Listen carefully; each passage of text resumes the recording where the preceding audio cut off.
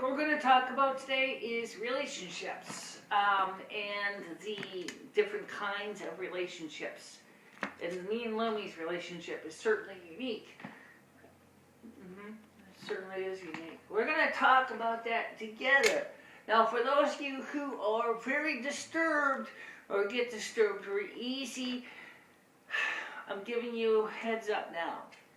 Stop the tape, okay? Because we're going to talk about a lot of stuff, and some of the stuff may seem a little bit bizarre, but I don't think it's really bizarre. Given all the stuff that we hear about in the world today, I think you will find that me and Lumi's situation is far from the most bizarre. Okay, me and Lumi have been together as a couple since May of actually we were dating prior to this, but not by long. We started dating in February of 2010, and we were kind of like roommates for a while. She was still my spirit guide, and then in May of 2010, Mother Asna officiated, and I took her hand in holy matrimony. We had been together officially. Anyway, so as I said, we've been together since 2010, and Lumi was the former Snow Queen of the European area.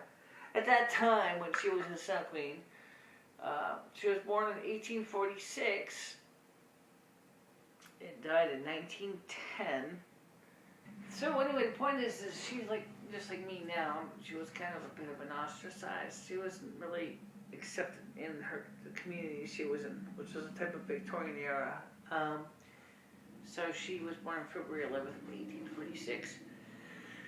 Had died in what was it, June of 1916. 16. Okay. As I said, this is kind of the disturbing thing. I don't do very well about trying to discuss on YouTube, so I feel kind of like a bit out of place with this conversation. Why don't we just get to the point, Michelle, because people are really, I think, running on the other ends of the situation. Maybe you're better at it. Why don't you tell them? Okay, ask the question. Okay. How do you feel sharing a body with another person? It has its advantages. It has its disadvantages. One thing, we can't easily snuggle. It's hard for us to snuggle because, you know, it's nice that when you have another separate physical body that you can kind of snuggle with, but when you got the same physical body, it's the first one, you can't really snuggle very well because everybody's kind of joined together. And forget trying to make love. Me and Michelle are both lesbians. You don't want to talk about trying to make love to somebody who's your own self. We've got a lot of foreplay going on, but that's about it. And that's certainly is different in its own right. Another thing is too is we're getting tired of people calling us a crackpot. First of all, we have had our identity confirmed by several psychic mediums who have confirmed that there's two souls. Second of all, we've also had it confirmed by people in the mental health community that there's other standard tests. Yeah, that was a challenge because you had to. How are you going to answer the questions? I mean, Lumi and I, you can't blindfold me so she can't answer the questions without me seeing them. And you can't blindfold her so I can't see the questions. So, or she can't see the questions. So it kind of gets hard for the testing people to say, well, gee, how can we confirm that they're not making this up? Well, that's easy enough to do because, except for one thing, I'm the lousy person to make this kind of stuff up. Honestly, Lumi and I have been together for prior to being my life partner, she was also my spirit guide. So you're talking to somebody who knows me in and out. From the day I came out of my mother to the day I'm going to die. This woman has been with me and will be with me. And she and I were, of course, we were twin souls. And so we will be together when we go home again, back to the other side. We'll be here too. And that alone makes it interesting because we are together forever. And its most important thing, as Michele also probably pointed out, is you when two people share the same physical body, they better make sure that they get along good because there ain't no way you can walk away from the other. Absolutely. You can't walk away. Where's you gonna go? Whoa, excuse me, I'm pissed. I want to go somewhere. Well, I'm gonna come right along with you. Well, I want you to get away from me. I'm not going anywhere. I'm living with you, remember? Oh, you dirty scoundrel. That's not gonna work. It's never gonna work. You can't separate the two. They're inseparable. It's almost like the song from the Patty Duke show. How in the hell are you gonna separate the two? What do you do? Put the person on the table saw and cut them in half? That's not the only way you could do it. Yeah, that hurt. That would hurt. You die. We both would die. So we can't do that. So the most important thing we gotta do is, and this is a goes to you married couples too.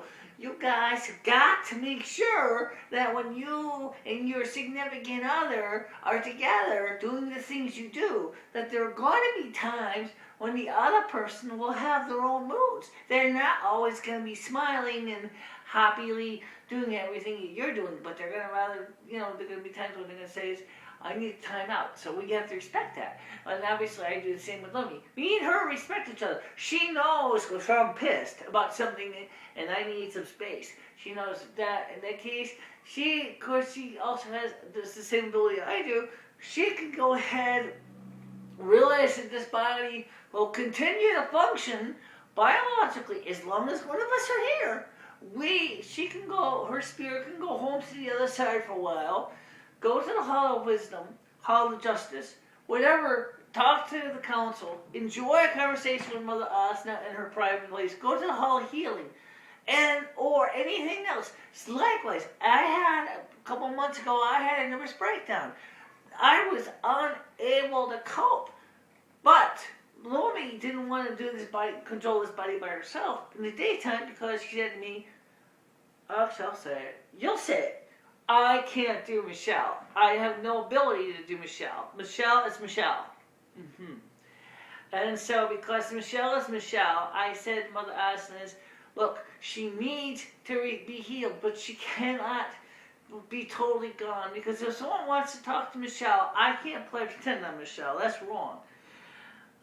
So Michele would go home to the other side at nighttime for a few hours. In other words, for a while she was leaving after everybody was getting ready to go to bed. So about 10 o'clock, Michele would leave the body. I would take care of the things in the body for the nighttime because no one really bothers us at night. Okay, so in that case, it worked out good. Michele went home, went to the Hall of Healing, got herself some healing, emotional, fixer-uppers, coping strategies, and then of course I was in charge of the body.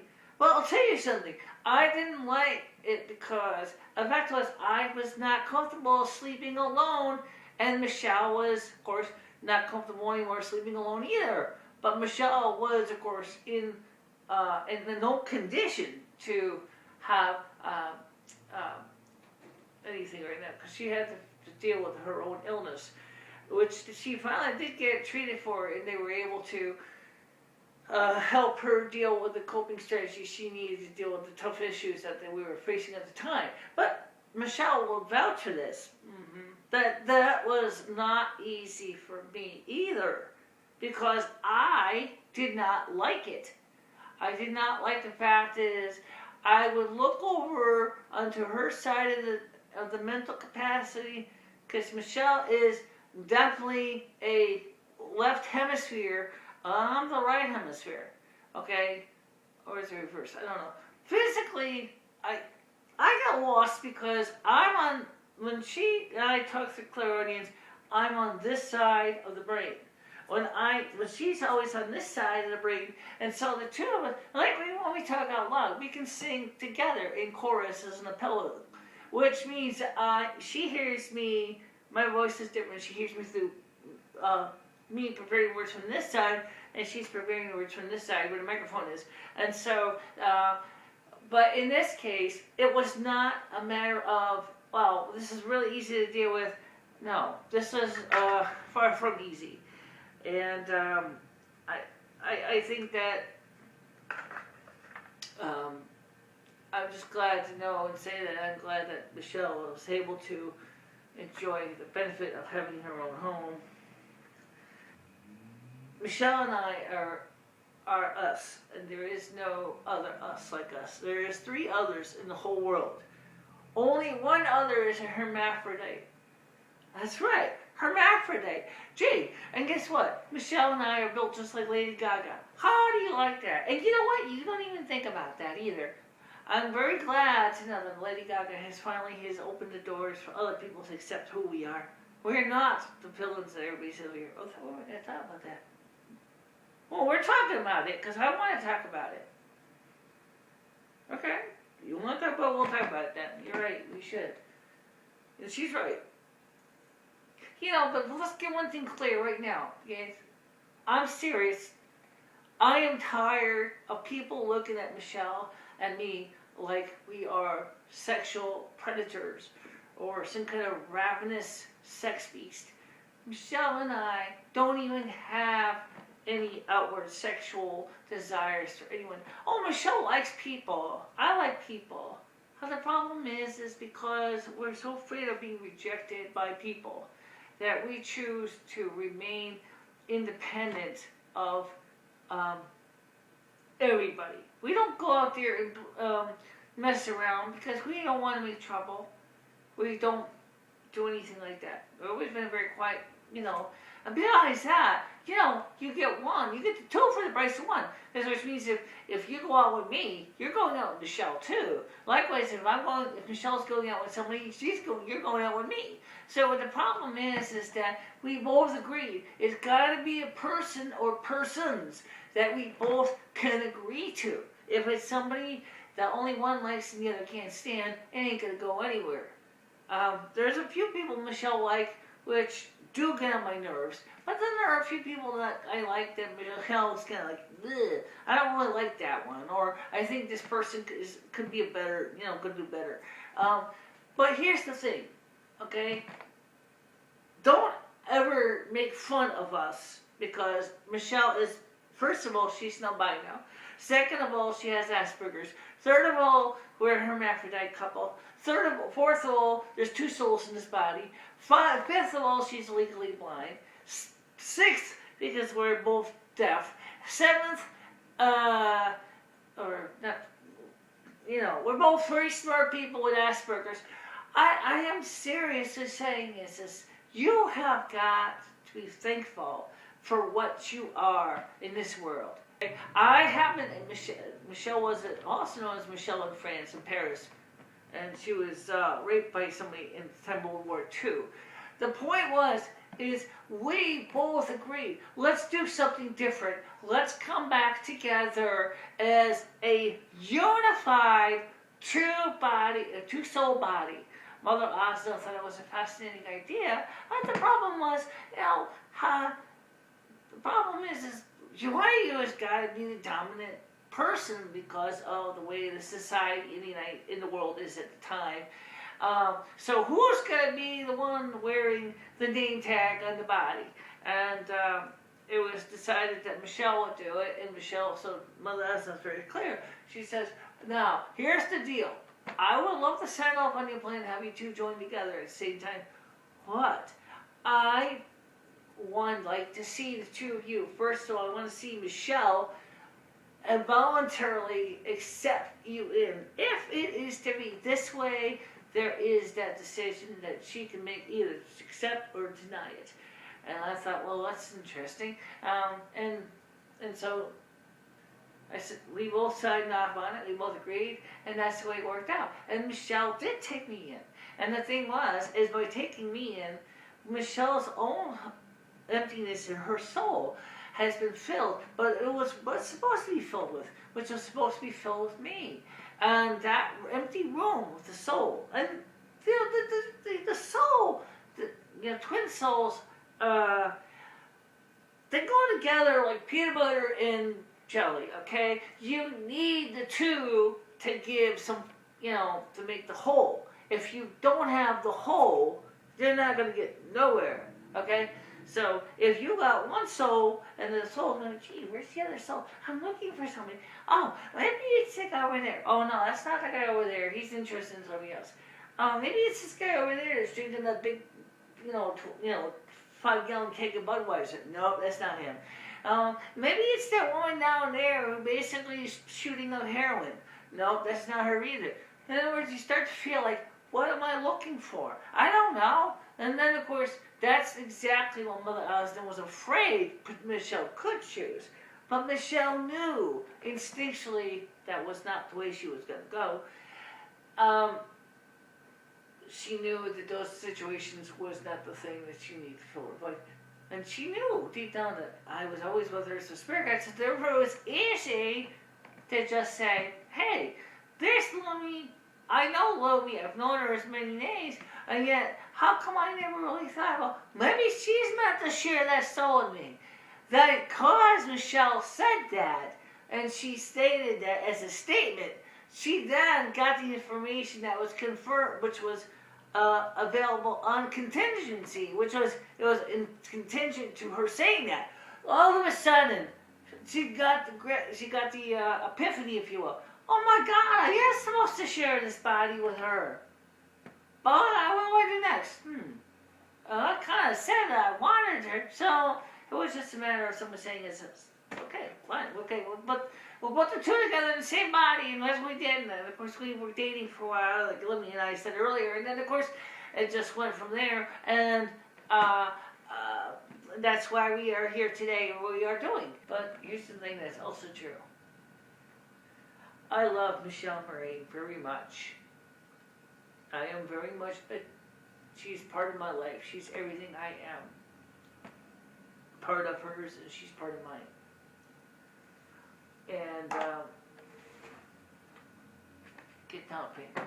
The point I'm trying to get at here is as we are dealing with all of these things that we go through as a couple, it's not easy for us because you try to explain what is a twin soul, and you basically find yourself totally unable to answer the question because there's just no books for it. So, we're working on one. Yeah, but this book is no fiction, though. It's not really specifically about twin soul stuff. No, it's not. And we're gonna try to get this published. By the way, for you, those of you who want to know what Michele looked like when she first bleached her hair, oh God, you haven't shown that. That was me. Okay, I confess. It kind of came out kind of blah. I tried to do it right. It just came out a little bit too golden color. I'm sorry, I'm not a golden gram.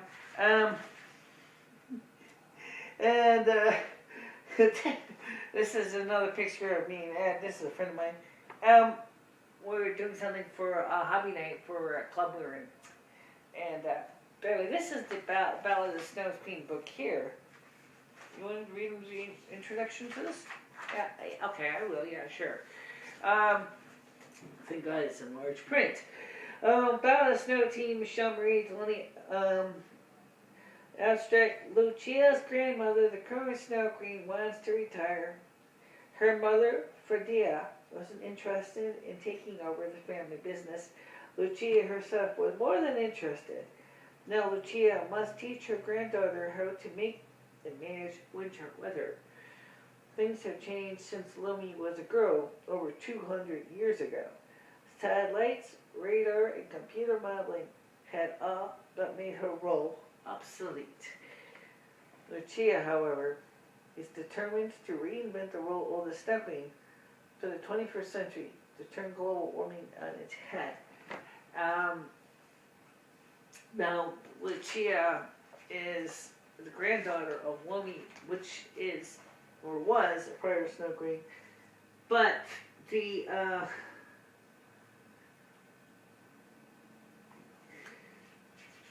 let's see, I mean, how do I explain this to you? There's a lot that this book goes into, which Lumi didn't get into. But you want me to read all this? Where is that section where Lumi discusses things with Michele and I think it's a little farther back one.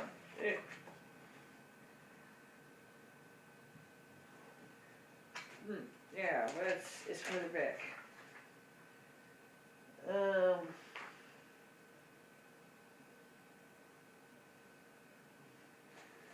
That first of all, you have to understand that this is written from a very different perspective from the real world.